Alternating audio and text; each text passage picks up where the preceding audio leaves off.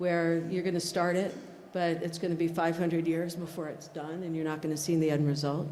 And I think we love to see, we want to make impact, and so how do you find ways to chart the impact that's being made, right? And so we're starting to look at ways to do that. So even though you just recycled a newspaper, where is that in the arc or the scheme of kind of getting to where you're heading? And as communication designers, you have all the ability in the world to be able to kind of think that sort of thing through. So that bird's eye view and sort of, where are we now, in any kind of process can be incredibly helpful. Anyone else? Yeah. That idea of what makes this network different, what makes this network similar. It's there's a brand corollary there, which is what are the points of parity versus the points of difference. And when you're developing a brand in any space, there are certain things that you have to do, which are kind of considered anti in a poker game. You have to have those to be considered on par with every other network or platform, let's say. But then you want to, if it's the bird's eye view of the process, perhaps that's a brand point of difference. And typically you might have 1 or 2 or 3 points of difference. And as you're building a graduate network, you have to make sure the points of parity are there. But it's better to invest all of the resources and all of the time outside of those parity points to creating the difference. And so then you're putting your communication, you're putting your resources, your development, your work into developing those differences and trumpeting those or heralding those so that people start to understand and hear your graduate network as different. And when they go to this network, they'll see, oh, this is just as good in some capacities as it needs to be as other networks, but this is how it's different and this is how I understand it. Anyone else with some key word there that they'd love to sort of point out? I was really struck by the Abe's Venn diagram of the school's website and what people wanted and what the intersection was. That was another key takeaway for me. It was just hysterically funny, incredibly true, and just a good thing to pull out every once in a while as a reminder of what you're doing. So the speed dating, I think we're going to talk about that for a little bit now. It was a very interesting exercise, I thought. So in the speed dating, we sort of answered the 3 questions of, I don't have them with me, but what the network would do, its goals, how you would do it, and then the last one was, why does it matter? And I guess each date probably happened a little differently. Some people would just kind of swap, and then you make an object that would kind of express that other person's ideas, and then maybe you would share then or kind of talk about it as you're doing it. And what I found really interesting about this process was how almost how satisfying it was to see my ideas like represented by somebody else in a way that like I could understand it, and almost like they made my ideas better.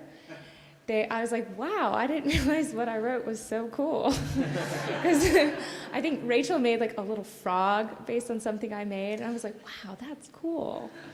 So I think that was really satisfying to see the collaboration, to see it in something 3D you could hold and move around and touch, and it has colors and shapes, and it's not just words on a paper. So that's kind of all I have to say about it. So I think that's great. Who had some really good dates? I'd love to hear some dates. Great. I think it's working better with just one microphone. It's going to be a Rachel party because I'm also going to talk a little bit about our date. Something that was interesting is I thought that our network might matter because it would give design a louder voice in comparison to other graduate disciplines that maybe do have this kind of support already. And she used tinfoil to make these like little sparkler things. And then so we started talking about, what if it's like a shinier voice, something that draws people in instead of kind of forcing people to listen to you.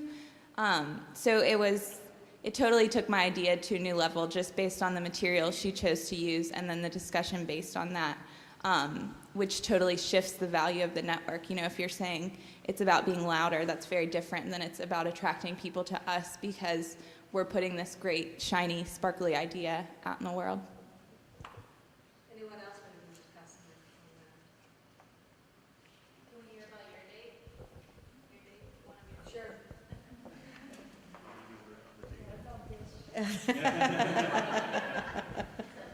That's great. I'm trying to remember, I think it might have been you, Erin, with the bowl. Yeah, I loved that bowl. I looked up and I went, oh, the bowl's not there. Well, I love the concept of it. I didn't love the bowl. I love the concept that you were trying to put out there, which is this idea of a lot of people coming in with ideas and kind of building things together, and the quality of open source and the lack of kind of owning the ideas. I want to make sure I'm getting your idea right. But that you should be able to come into this space and share ideas openly and genuinely share, and be excited when people pick up parts of your idea, incorporate it into their own work, and feel comfortable going in and actually doing the same thing. I had the opportunity to meet Dino Gavina, who is an Italian, manufactured most of the really important Italian furniture back in the late 40s and 50s, and introduced him to a group of students. And they were talking, and he said, oh, you should copy great ideas. And the students were shocked, it's like, you're not supposed to do that. And he said, but you have to make them better. You can't copy and make them worse. You copy, you make them better. So we all are inspired by things all over. We're all copying constantly. But the goal really is you've got to do it one better when you do that versus just steal. If you don't do it, it's really actually stealing. So, but I thought that was a great conversation and a great thing to aspire to in the network as well. Any other good dates? Yeah. One thing that I had wrote about what the goals were of the network, and I had noticed a lot of other people wrote, was that it would be a place of encouragement. And I think through the speed dating too, there was a lot of opportunities for encouragement, because there's nothing really better than to see somebody be interested in your idea and to want to take it and also use it. I mean, imitation is the most sincere form of flattery, and so I think that was something rewarding that came out of the date, was to see people getting excited about your ideas and to be excited about other people's ideas. So that's a really great way to encourage them, other than just being like, oh, that's really cool, being like, that's really cool, can I use that? So it's great, and I would can I use that? And the next step of that is attribution. I want to acknowledge the fact that I got this from somewhere. That will build you more trust as a network than anything. And you are a culture that doesn't attribute. You get everything from Google. It just kind of comes through, and you don't think. It happens so quickly that you don't even think to acknowledge where it came from. And you can really get yourself in trouble, like real trouble, but also you lose the faith of other people to share with you if you don't pick up on the fact that you've learned from them in some way. Yeah. Can you talk about your experience from the physical to the virtual date that you had with Vita? Yeah, I found it a little bit more difficult, but because I had done a couple of dates previous, I sort of had the rhythm of what it was going to be like. But there wasn't that, there was that, it wasn't time, I think. I think in the blind date, I would have wanted more time to get to know the person, because I hadn't spent sort of most of the day with them and had a sense of who they were or where they were from, and had kind of conversations kind of prior to the date. So I might have given those more time. But they were, it was slightly, but I made something, we communicated, it was fun to share it, and, just figure out, how do I show this through the camera, and because it's three-dimensional and kind of, had sort of a narrative to it that unfolded. So I think in planning the next round of this is just build in a little time to build more of a relationship. It would have been helpful. But it was great, and I really enjoyed it. And the idea in the date I had with, she was somebody from Cranbrook, yeah. and which was this idea of you don't know what's going on at other schools, and there's a lot of curiosity about what's happening there. You know your own experience, and you're just so curious about what other people are doing, and the need, essentially, to make room for that kind of dialogue to happen. I think that's what she was hoping to uncover.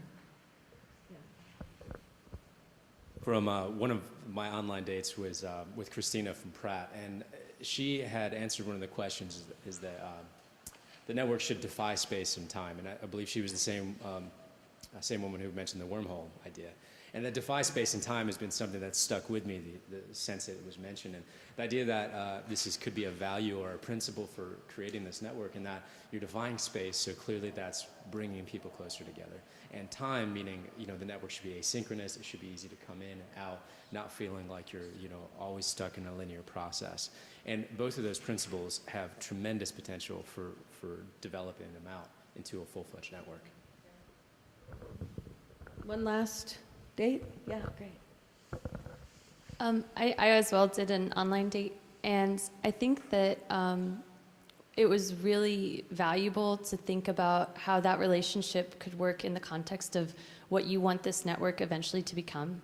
Like, the fact that there was a virtual component to this is huge, and I think it actually would have been really valuable in thinking about the context of how you want to build this network, that every single person should have taken an online date.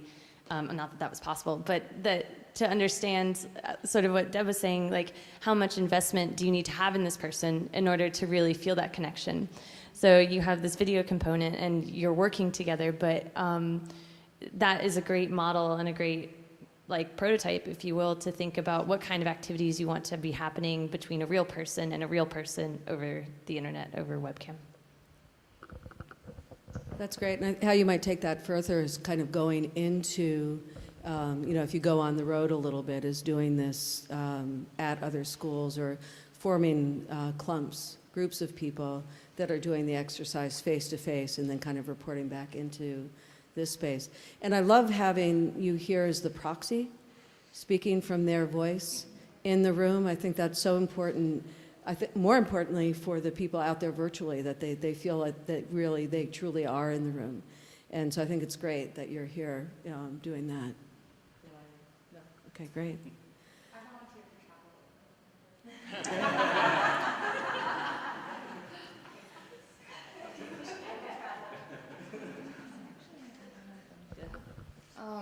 At the end of the speed dating, we were asked to put together a purpose statement and write keywords and then a purpose statement. And it was really troubling because it was easy to come up with the keywords, but then the purpose statement was just this way of kind of tethering together all these keywords, and it started to get really verbose. And I believe it was you who just finally came out and was like, "We design together, therefore we design better." And I was like, whoa, that's amazing. It's so simple. Or who was it?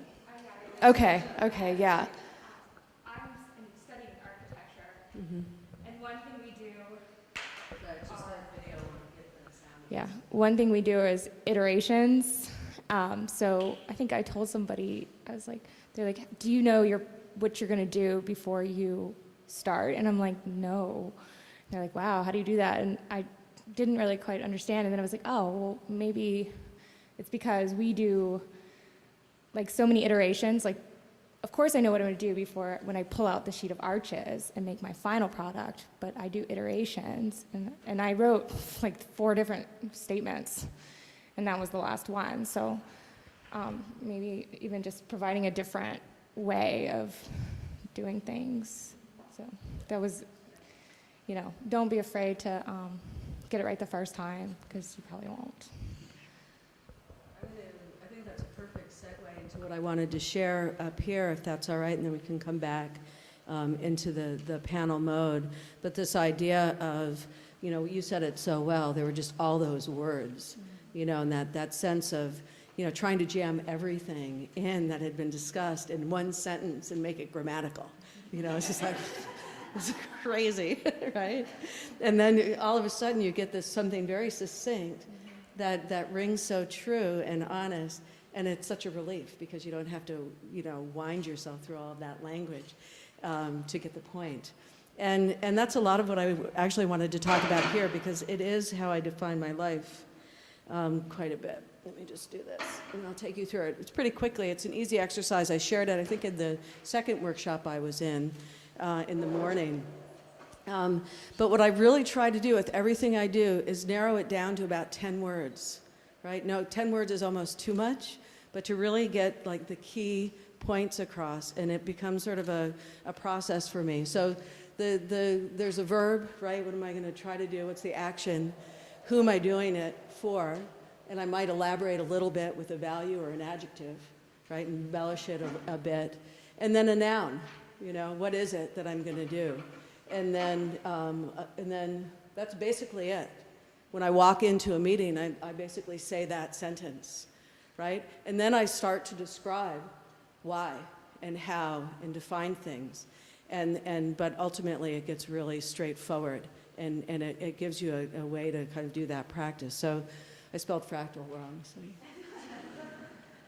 I had no T, and then I put the T in the wrong place. So you know, it's relentless. The lack of being able to spell was just relentless in this case. Anyway, so then, you know, you go to the verb. Like for me, it's you're trying to link designers to resources, right? It's as simple as that. That's what you want to do, link designers to resources. Link or create a community, perhaps, right? Rather than, I'm not using the word network on purpose, actually. I think you want to create community. So it could be create designers to community, those sorts of things. But that's the kind of way, you know, really simple words to take it to the next step. And then how are you going to do that, right? Then you can kind of go, and then you can say, well, how does what I'm going to do these three things, right? So everything kind of goes up and relates back to doing what you're trying to do, right? Defining who, right? Right now it's communication designers, students primarily, but you have this other list, right? That wasn't necessarily so much in the room here, right? These other people, when I read your